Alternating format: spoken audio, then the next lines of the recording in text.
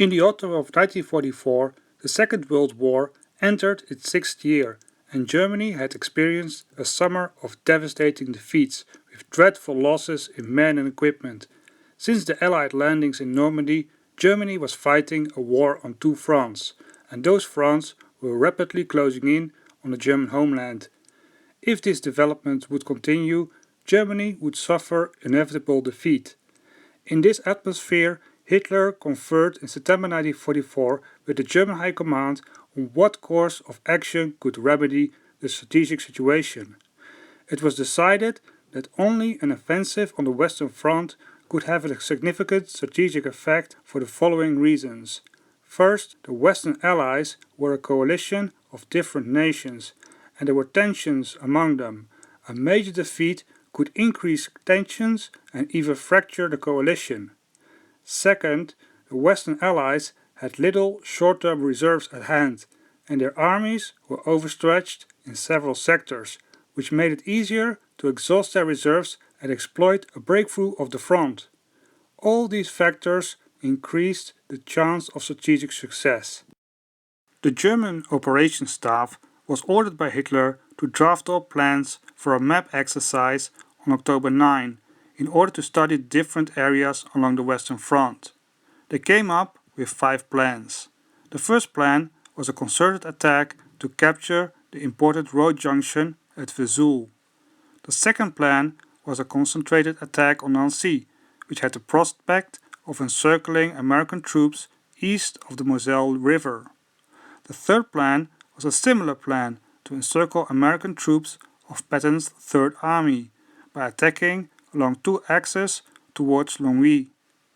The fourth plan was a more ambitious plan with 2 giant pincer movements in order to encircle the American 1st and 9th Armies with the aim to converge at a vital supply route at Liège. The fifth plan was an attack in the British sector with an advance from the so-called Venlo bridgehead towards Antwerp. This attack would encircle most British troops on the Western Front. What is striking about the proposed plans is a limited scope. Most attacks would not penetrate very deep into the rear of the Allied lines and were mostly directed towards only one army. It is also striking that most attacks were directed in the sector Alsace-Lorraine. That is not surprising because it contained the largest concentration of German mobile units on the Western Front. The 5th Panzer Army was in the Lorraine sector with 2 Panzer Corps, which commanded 2 armored divisions, 1 Panzer Grenadier division and 3 armored brigades. Besides these units, there were a further 2 Panzer Grenadier divisions in this sector. Although these units greatly varied in strength and fitness, altogether they made up half the mobile units on the Western Front. The next largest concentrations were in Aachen and the Arnhem sector. Besides these units committed at the front, there were 3 more armored divisions refitting in the German interior for deployment on the Western Front. From the outset, Hitler had a significantly different outlook towards a counteroffensive than his generals.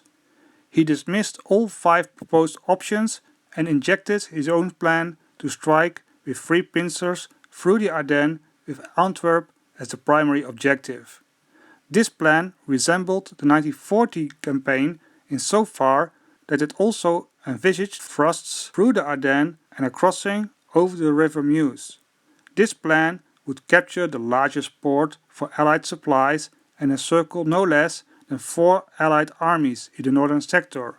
It would halve the Allied ground force in one blow and would totally unhinge the Allied front in the Low Countries. Hitler expected that the Western Front would either disappear due to a settlement with the Western Allies, or at least the Western Allies would pose no threat on the ground in the foreseeable future. 2 days after Hitler's decision to attack through the Ardennes, the preparations for the concentration of the necessary units began in earnest. The preparations were supposed to be finished by November 25th, and so the countdown for the offensive began. On October 28, Hitler personally briefed the Chief of Staff of Army Group B, which was to command the three attacking armies. He clarified that the primary goal of the operation was not to gain territory, but to destroy as much enemy troops as possible. This triggered Walter Model, the commander of Army Group B, to draft a counter-proposal. Instead of launching a deep penetration with the significant risk of failure, he advocated for a more feasible plan to cut off the concentration of American forces at Aachen. This could be done by two pincers which would converge at Liège. The Vendel bridgehead even gave the Germans the option to advance west of the Meuse to Liège. This plan was not only based on imagination but also on facts on the ground. Mid-October, the 5th Panzer Army had been moved to the Aachen sector, where 47th Panzer Corps went to command one Panzer Division and one Panzer Grenadier Division, with each an attached Panzer Brigade. Besides these divisions, there was another Panzer Grenadier Division plus the 116th Panzer Division, which had a Panzer Brigade attached to it. By the middle of November, the 10th SS Panzer Division had moved in, and the 1st SS Panzer Division was deployed along the Ruhr River near Düren as a backup. Altogether, 6 mobile divisions, while there were only 3 mobile divisions left in Lorraine, with remnants of 3 Panzer Brigades attached to it.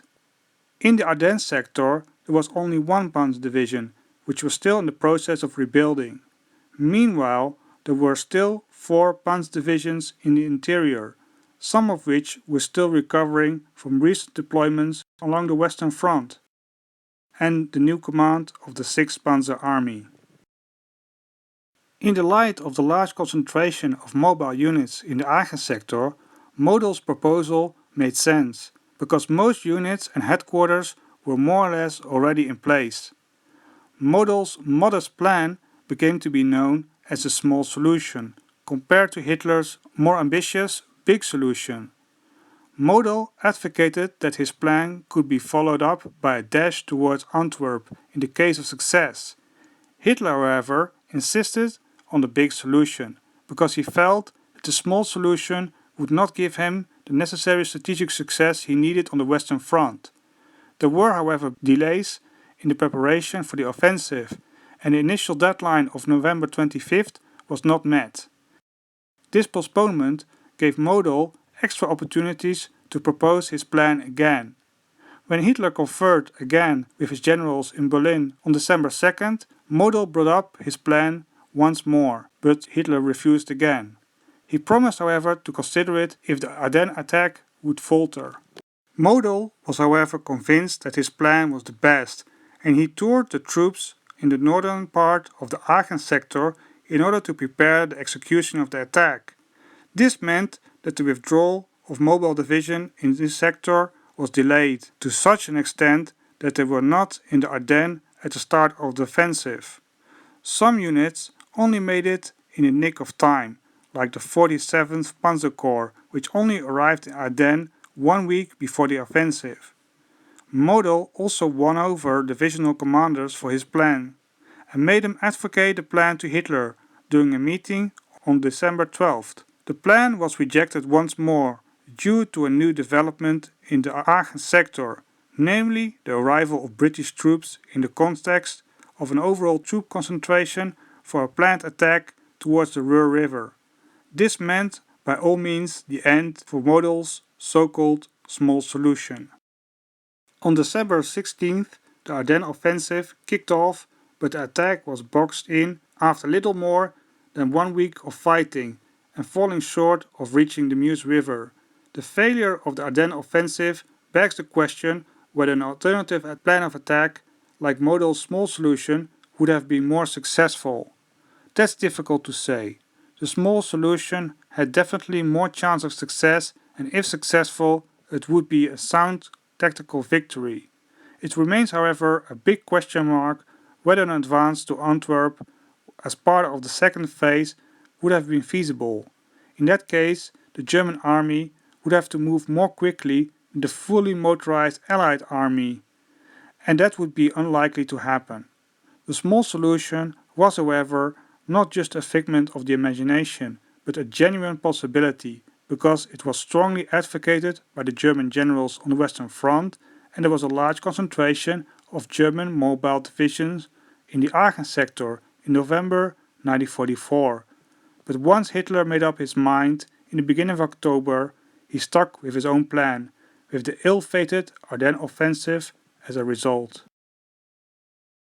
If you like my content, don't forget to subscribe and click on the bell to get notifications for new content.